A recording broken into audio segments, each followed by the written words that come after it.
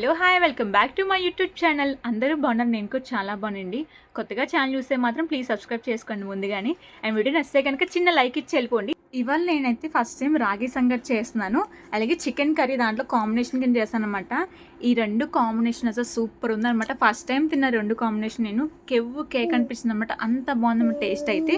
మన నార్మల్ రాగి సంగట్లోని రోటీ పచ్చడి వేసుకొని తినచ్చు, చికెన్ కర్రీ వేసుకొని తినచ్చు, ఫిష్ కర్రీ కూడా వేసుకొని తినచ్చు అనమాట. నేను రోటీ పచ్చడి నిన్నే చేశాను అనమాట, అందుకని చెప్పి ఇవాళ ఏం తింటామని చెప్పేసి దీంట్లో చికెన్ కర్రీ చేస్తాను. ఫిష్ కర్రీ కూడా చేసుకోవచ్చు, కాకపోతే నా ఫిష్ నచ్చదు అనమాట, అందుకని చెప్పి స్కిప్ చేస్తాను.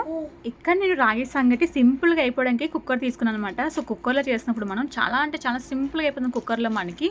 సో ఏం లేదండి, ఫస్ట్ ఒక గ్లాస్ రైస్ తీసుకున్నాక నేను దాన్ని శుభ్రంగా 2 టైమ్స్ వాష్ చేసిన తర్వాత ఒక గ్లాస్ రైస్కి 3 గ్లాసెస్ వాటర్ వేసుకున్నాను అనమాట. ఇప్పుడు దాంట్లోనే ఒక స్పూన్ సాల్ట్ వేసుకున్నాను, గీ కూడా 1 స్పూన్ వేసుకొని దాన్ని 30 మినిట్స్ అలా పక్కన పెట్టి వదిలేసాను అనమాట. 30 మినిట్స్ కాకుండా 40-50 మినిట్స్ పెట్టుకున్నా పర్లేదు, మీరు ఎంతసేపు బియ్యం మనకన్నా అంత టేస్ట్గా ఉంటుంది అనమాట మనకి. సో ఇక 30 మినిట్స్ కరెక్ట్గా పెట్టాను అనమాట. దాని తర్వాత ఇంక నేను ఇక్కడ తీసుకెళ్ళి స్టవ్ మీద పెట్టాను అనమాట. ఇప్పుడు ఇలా అరగంట బియ్యం నానబెట్టడం అవసరమా అంటే అవసరమే అనమాట. సో అప్పుడే మనకి మంచిగా రాగి సంగటి అయితే వస్తుంది, లేదు నార్మల్గా చేస్తే అంత మంచిగా రాదనమాట. మనకి పర్ఫెక్ట్గా రావాలి, టేస్ట్ బాగుండాలంటే మాత్రం ముందుకు అరగంట అయితే మీరు పెట్టుకోండి, ఇలాగా కంపల్సరీ పెట్టుకోవాలన్నమాట మీరు ఫస్ట్. ఇప్పుడు స్టవ్ని అయితే గ్యాస్ని హై ఫ్లేమ్లో పెట్టండి, లో ఫ్లేమ్లో కాదనమాట, హై ఫ్లేమ్లో మనకి 5-6 విజిల్ రావాలన్నమాట మనకి. అంతకు మించి ఎక్కువైతే పెట్టండి. ఇక్కడ నాకైతే కరెక్ట్గా 6 విజిల్కి ఆఫ్ చేశాను అనమాట. ఇక్కడ చూసారుగా రైస్ ఆల్రెడీ కొంచెం మెత్తగా అయిపోయింది అనమాట. ఇప్పుడు ఏం చేస్తారంటే రైస్ పక్కన పెట్టేసుకొని ఇక్కడ నేను వేడి వాటర్ అయితే పెడతాను అనమాట రైస్లో కలుపుకోవడానికి అని చెప్పేసి. ఇప్పుడు ఆ వేడి నీళ్ళు తీసుకొని రైస్ దాంట్లో వేసేసి బాగా మెత్తగా అంటే నలపండి. మన ఇంట్లో పప్పు గుద్దు ఉంటుంది కదా, సో పప్పు గుద్దు అలా నలపండి. అది స్టీల్ పప్పు గుద్దు అనమాట. సో దాంతో బాగా నలిపిస్తాను మెత్తగా ఎంతో రైస్. ఇప్పుడు రైస్ని కొంచెంసేపు ఉడికిస్తున్నప్పుడు ఏం చేస్తారంటే దాంట్లో పిండి అయితే వేసేయండి. ఇక్కడ నేను ఒక గ్లాస్ రైస్ తీసుకున్నాను కదా, సో ఇప్పుడు 1/2 గ్లాస్ పిండి మాత్రం తీసుకున్నామాట, అంతకుమించి ఎక్కువ తీసుకోలేదు నేను. ఇప్పుడు పిండిని దాంట్లో వేసి తిప్పుతూ ఉండండి బాగా. మీరు ఆ స్టవ్ అయితే ఆఫ్ చేసుకోండి. ఇలా తిప్పుతూ ఉన్నప్పుడే స్టీల్ పప్పు గుద్దని చెప్పే కదా, అదే తిరిగిపోయింది అనమాట నాకు. మళ్ళీ స్పూన్తో ఫాస్ట్ తిప్పుతూ ఉండాలి అనమాట, లేదంటే మనకు ఉండల కింద వస్తాయి అనమాట, అందుకని చెప్పి తిప్పుతూ ఉండాలన్నమాట మనము. ఇప్పుడు ఏం చేస్తారంటే ఒక స్టీల్ గిన్నె తీసుకుని దానికి చుట్టూ నెయ్యి రాసేయండి. నెయ్యి రాసి రాగి ముద్ద దాంట్లో వేసేయండి, వేసి బాల్స్లో చేసుకోవచ్చు. లేదు మేము చేత్తాను రుత్తాం అనుకుంటే మాత్రం కోల్డ్ వాటర్ ఉంటుంది కదా, ఆ వాటర్ చేతితో ముంచుకొని బాల్స్ కింద చేస్తుండండి, లేదంటే మన చేతిలో ఎక్కువ కాలే ఛాన్స్ ఉంటుందన్నమాట. ఇలా మనం అంటే చల్ల వాటర్తో పెట్టి చేస్తుంటే మాత్రం మనకి అంతగా వేడి అనిపించదు మనకి. లేదు వద్దు గిన్నె చేసుకుంటామంటే మాత్రం ఇలా చెప్పా కదా నేను, గిన్నెకి మొత్తం నెయ్యి రాసేసి ఆ బాల్స్ దాంట్లో వేసేసుకొని బాల్స్ కింద చేసేసుకోండి, అంతే అనమాట. ఈజీ అయిపోతుంది మన రాగి సంగటి అయితే. ఇక్కడ ఇంకా నేను చికెన్ కర్రీ చేస్తాను అనమాట. సో చికెన్ కర్రీ టేస్ట్ చాలా బాగుందన్నమాట దాంట్లోకి, రాగి సంగటిలోకి. సో నేను చికెన్ అయితే జెప్టోలో ఆర్డర్ పెట్టాను అనమాట. సారీ జెప్టో కాదు, బ్లింకిట్లో ఆర్డర్ పెట్టాను అనమాట, ఎందుకంటే చికెన్ తేవడానికి ఎవ్వరు లేరు అనమాట నాకు. ఇప్పుడు ఇక్కడ నేను ఏం చేశానంటే ఆయిల్ వేసుకొని సాజీర వేసాను, చెక్క వేసాను, లవంగా వేసాను అనమాట.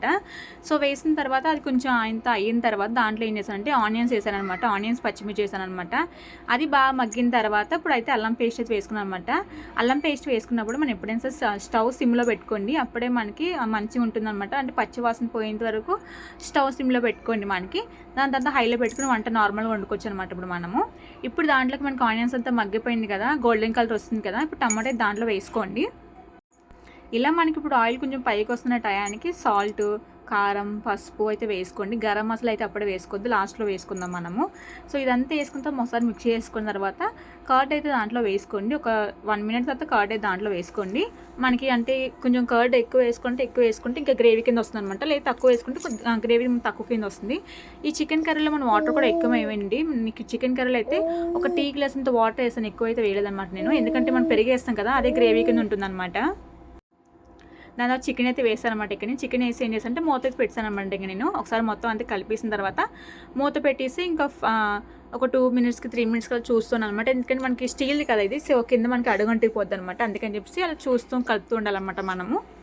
ఇంక ఇప్పుడే దీంట్లోకి ఏమో ధనియాల మసాలా, జీలకర్ర మసాలా, చికెన్ మసాలా అయితే వేసుకున్నాను అనమాట. వేసుకుని మొత్తం ఒకసారి మళ్ళీ తిప్పేసిన తర్వాత మళ్ళీ మూత పెట్టి వదిలేండి, ఒక 2-3 మినిట్స్ అలా వదిలేండి.